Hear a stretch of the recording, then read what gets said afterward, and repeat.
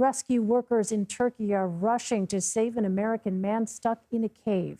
European authorities say 40-year-old researcher Mark Dickey suddenly got sick during an expedition. He is stuck about 3,000 feet below ground. Ramy Inocencio is tracking the story for us. More than 3,000 feet below ground, rescuers from across Europe have reached American Mark Dickey. I'm alert, I'm talking, but I'm not healed on the inside yet, so I'm going to need a lot of help to get out of here. The 40-year-old expert caver suddenly fell ill a week ago while mapping out a cave system in southern Turkey, suffering life-threatening gastrointestinal bleeding and vomiting. With Dickey unable to climb out, over 150 rescuers rushed in, bringing medical supplies, including blood and fluids, and organizing a plan to bring him to the surface. We take care of our own, and it's really special to be taken care of. Dickey and his rescuers are appropriately at a place called Camp Hope. From there, the return path up zigzags through the Earth's crust, a stretch more than 2 times the height of New York's Empire State Building, with narrow passages that need widening for a stretcher to get through. Carl Heitmeyer is a friend and fellow cave rescuer in New Jersey. Walk us through what he and his rescuers will have to pass through.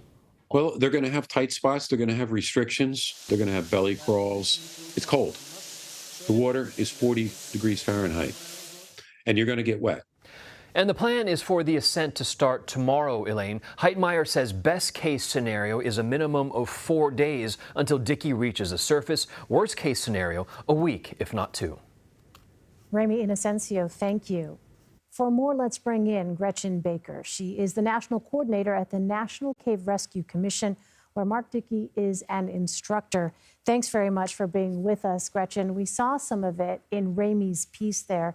What else can you tell us about this particular cave and how difficult it is to traverse?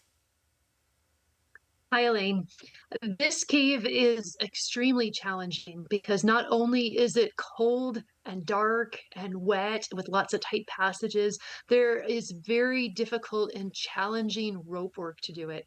Just from the top to about halfway down, there are over 70 rebelays or 70 separate ropes that you have to get on. That makes it challenging for the rescuers to get down to Mark, which can take anywhere from 8 to 15 hours. And even more challenging to start taking him up. Right, because when you talk about those ropes, they are clipping in, clipping out, clipping in, clipping out. Is that right? That's right. You have to transfer it from each section of rope to the next one, and that's a lot of sections.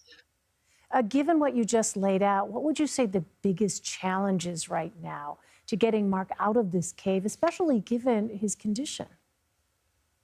Well, they're very talented cave rescuers on scene who have experience doing deep cave rescues, but it's going to take a lot of time and it's going to take a lot of coordination. What they've done right now is they have divided the cave up into 7 different sections, and there are different teams working on each section to get it ready so that when Mark arrives at that section, they will be able to transport him through as smoothly as possible. But it's no walk in the park because these passageways can be so tight. And Mark will help when he can, but he may need to be on a litter for some or maybe most of it just to protect his stomach. Right, because he's got these injuries at this moment. I'm wondering, what kind of resources do the rescue teams need in order to pull off an operation of this scale? Those rescue teams have brought in a lot of equipment. There are some really great doctors in there. They have brought in 12 different units of blood so that they can help replenish Mark's blood since he has lost a lot of it. And so it's amazing how much they have been able to do deep in the cave, but he really needs to get to the surface and to definitive health care. In the meantime, everyone is doing as best as they can, and they are loaded down with a lot of gear, a lot of ropes, a lot of bolting equipment, a lot of pulleys. And so it's heavy, physical, difficult work. Yeah, it's just remarkable to think about the massive effort underway and everyone coordinating together. We're certainly thinking of them and Mark as well. Gretchen Baker, thank you so much. Thank you, Elaine.